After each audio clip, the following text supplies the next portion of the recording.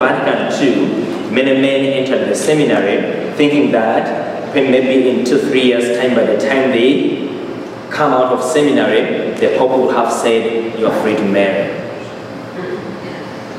Okay? So many of those priests left, some stayed, and there are some of those who have done a lot of damage because they don't believe with the church.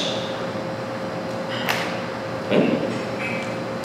So, very soon, secular princes and the municipal magistrates made the reform a pretext for arbitrary interference in purely ecclesiastical and religious affairs, for appropriating ecclesiastical property and disposing of it at pleasure, and for deciding what faith their subjects should accept. Okay?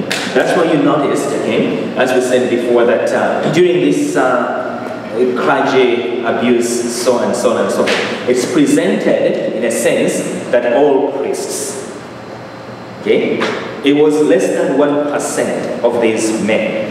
But again, as we said before, even one priest is one too many because of the trust people have in the institution itself. So even if one priest betrays trust in that way, it's one too many.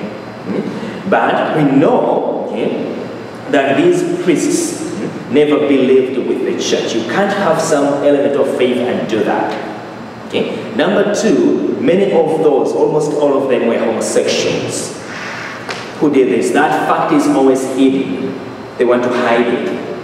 Okay? But it is true.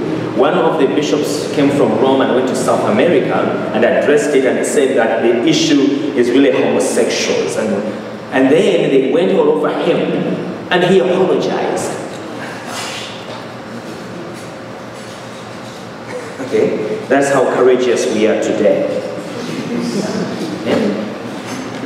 But we know what it is. But everybody wants to, pedophilia. You know? But we know what it is. So, you know, as I said before, okay, that if you have, a person who can mistake a part made to pass human waste for a sexual organ, why would they mistake a child for a sexual partner? What would prevent them from doing that? Because sexually they are immature. Okay?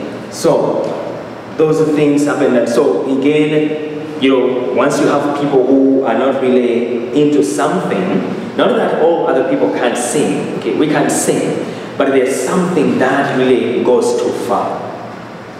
Like raping children in the sacristy of the church. You know, the very sanctuary where you're supposed to offer sacrifice, and you commit such a grave, gross evil. I mean, what kind of a person that is? You know, but it happened.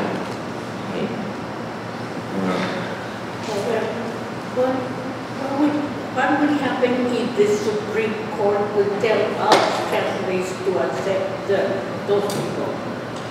We won't. It's that simple. Because they can't tell us what to believe and what not to believe. They can say whatever they want. Okay? So there is a distinction between marriage is both we can say, judicial political institution, but also as a religious institution. Okay? So it's both. So, but for us, religiously, it's a sacrament. For them, it's a social kind of thing, but for us, it's a sacrament. So the clash is going to be there between the political understanding of marriage and the religious understanding of marriage. And the two are not going to meet. Okay? I guess that's what, yes. If we're going to find out how strong we are. Yes, yes. So the two are not going to meet. Okay? They're going to take away all the non-profit. Pardon? They're after the non-profit. They're going to take away all the non-profit money. Yeah, they will take away non-profit. But you see, the thing is, the richest country in the world is the United States of America. I thought people said it's China or whatever, but it's the US. It's the richest nation on earth.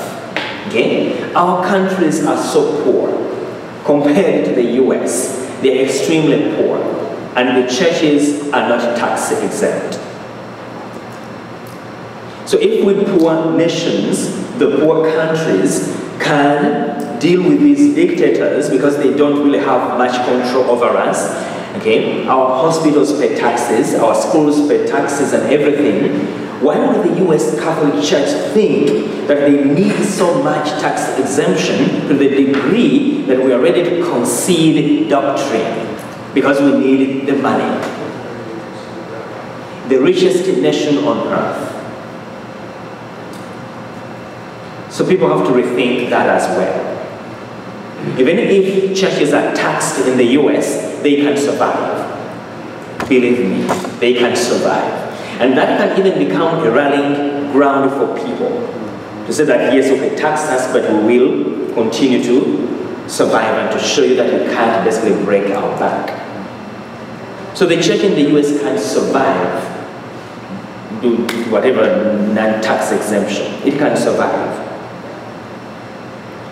But people are so much paranoid about tax exemption. Don't say that, they may take away tax exemption. So the Pharaoh knows that he holds you hostage. He holds us hostage because he can say, okay, I'm going to tax you. We have the ability to tell him that, just go ahead. Believe me, the church in the US can survive non-tax exemption. Because some other poor countries do. Okay. But if they make it law and you refuse to marry them, can they put you in jail? Most likely they're not going to make it, they can't force us. Because, again, according to the religious liberty in the Constitution, they can't really force us. They can try. Yeah, but legally, even legally, they can't succeed. As long as there's that religion freedom, yes. Tim, you had something to say. Why do you say that? The what? They can't force it. No, they can try. And it will go to the Supreme Court. Yes, and the Supreme Court will say that the Catholic Church will marry those people, and the Catholic Church will say no. I'm talking about making the tax law. The tax law, yes, it can go to the Supreme Court. Yeah. But again, the court is political, so you never know what will come out of them. You can't really guarantee that if it gets to that the court will protect the church. I'm not able to guarantee it, but sure bet. Okay. So it's a tricky. I mean, who would ever thought that it would come to this? Because now they make laws. Yeah. Okay. It's not an interpretation, okay? They make laws, so we never know what will come. But I think the church can survive because the thing is that Pharaoh always holds hostage Israel, whatever the leaders of the church, whoever it is, by money. Okay, money. Okay. Do you want money? You have to do this. Do you want money? You have to do this. And so if we are also fixated on money, we'll end up doing what Pharaoh says. Because we want the money. But then the money to take money where? To hell with us. How bags of money to hell, Pharaoh gave me money. Okay. To where? Fireproof. So, if the churches end up having to pay taxes, then essentially we will be paying abortions, which is the whole mandate. Yeah, definitely, yeah. You want to, because if you don't pay taxes, then you want to do what they want, because they want you to do ABCD. But I don't think it will come to that. But you never know. Okay, but I don't think it will come to that. But the thing is that because Christians, not only us Catholics, but also other Christians, we are very dormant. We are very dormant. I mean, look at it. They made cartoons of the Pope wearing condoms all over in the New York Times. You saw that? Okay? But they can't do that to Muslims. Why? They're going to shoot you.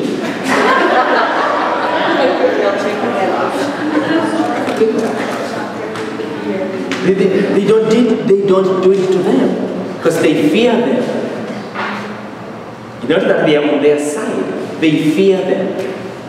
Because they're not going to let that nonsense. I mean, it's not good to shoot people, okay? But you know, they are extreme. You offend their prophet, they are going to do something about it. For us, you offend our Pope, you offend Jesus Christ, you offend the Virgin Mary as that those French cartoonists, you know, put her picture with her legs spread and whatever. Okay, the Virgin Mary. Okay, what do Catholics do?